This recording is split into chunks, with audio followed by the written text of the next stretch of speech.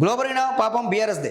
నాడు ఇంటర్ బోర్డులో ఏరి పారేస్తే ఇవాళ నీటి దాకా వచ్చేదా సీఎం రేవంత్ రెడ్డి. సో వాస్తవానికి కూడా 2019లో ఈ గ్లోబల్ అయినా సంస్థ గుర్తుంది కదండి.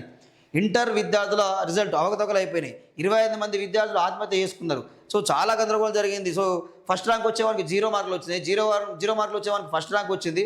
ఈ గ్లోబల్ అయినా సంస్థ వల్ల చాలా తప్పులు జరిగినాయి. ఆ 2019 పాత్ర వేస్తే దాన్ని ఎంక్వైరీ చేసి వాళ్ళని పాత్ర వేసి జైల్లో వేస్తే ఈరోజు నీట్ కూడా ఈరోజు పేపర్ లీక్ అయ్యే పరిస్థితి కాదు. దాని వెనుక ఉన్నది కూడా మళ్ళీ గ్లోబల్ అయిన సంస్థ అని చెప్పి కూడా రకరకాల ఆరోపణలు అయితే వస్తూ ఉన్నాయి. సో రాష్ట్రం నాశనమైనా పర్వాలేదు, వాళ్ళకు అధికారం కావాలి. స్పెషల్ ఫ్లైట్లో వెళ్తూ మెట్రో RRR లాంటి ప్రాజెక్టులను అడ్డుకుంటున్నారని ఫైర్. ఉద్యోగులు గంట ఎక్కువ పనిచేయాలి, ఆదాయం పెంచాలి, పెరిగే ప్రతి పైసాను ఉద్యోగులు ప్రజా సంక్షేమానికి ఖర్చు చేస్తాం.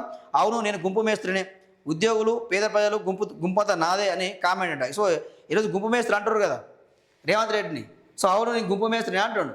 నేను గుంపు మేస్త్రినే, ఈ తెలంగాణ గుంపుకు మొత్తం నేను మేస్త్రిని, ఉద్యోగులకు నేను మేస్త్రిని, నిరుద్యోగులకు నేను గుంపు మేస్త్రిని, అదేవిధంగా ప్రజలకు కూడా నేను గుంపు మేస్త్రినే అని చెప్పి ఈరోజు రేవంత్ రెడ్డి మాట్లాడడం చూస్తా ఉన్నాం. సో నువ్వు గుంపు మేస్త్రి కాదు రేవంత్ రెడ్డి, నువ్వు మొదవేరి, నువ్వు గుంపు మేస్త్రి కాదు, తెలంగాణ మొదవేరి అని పిలుస్తావు. ఈరోజు ప్రభుత్వ ఉద్యోగులకు ఉచిత ప్రమాద బీమాను ప్రారంభించిన సీఎం రేవంత్ రెడ్డి.